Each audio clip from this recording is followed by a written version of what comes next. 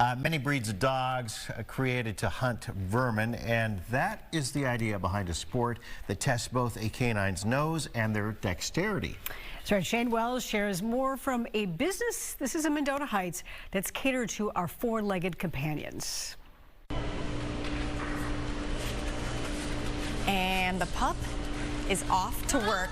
The work bee to find a rat hidden amongst the straw.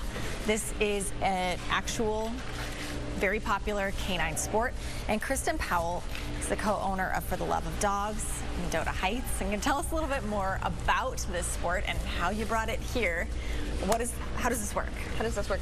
This is barn hunt, and so the dogs are in here searching for a rat in a tube. It is a version of a scent game, right? So the dog is searching for a rat placed in one of these tubes.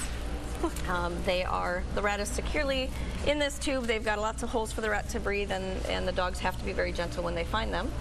The rats are hidden when the dog is in a blind outside of the ring, so they can't see where the rat is being hidden.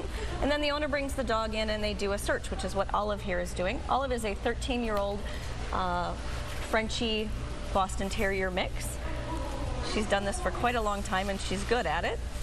And the owners don't see where they're hidden either. No, the owner and the dog are outside of the ring when they're being hidden, and so the dog has to make some sort of indication, like Olive just did there with pawing at that tube, to indicate to the owner that the rat has been found.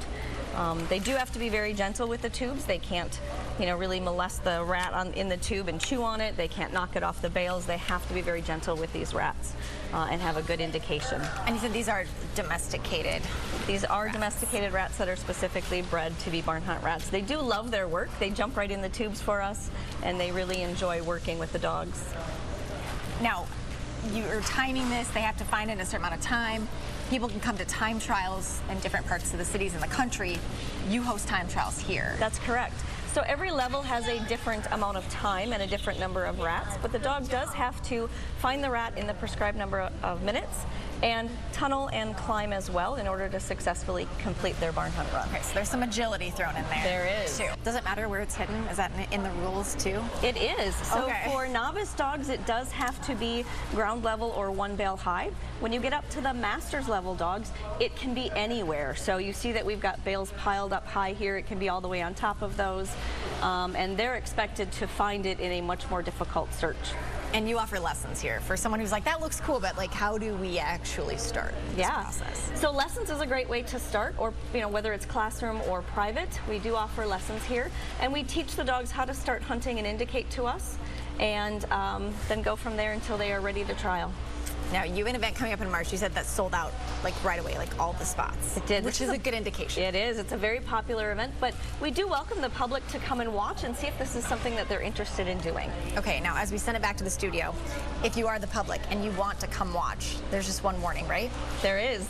You're welcome to stand ringside, but if you are ringside, you become a rat wrangler, and we may hand you the tube over the fence, because rat wranglers have to then move the rats out of the ring. You can't say no thank you either. No, you can't. There's no rat in here, by the way. There isn't. All right, Kristen, I thank you. I appreciate it. If you guys want to learn more, you can head to loveofdogs.net. Back to you.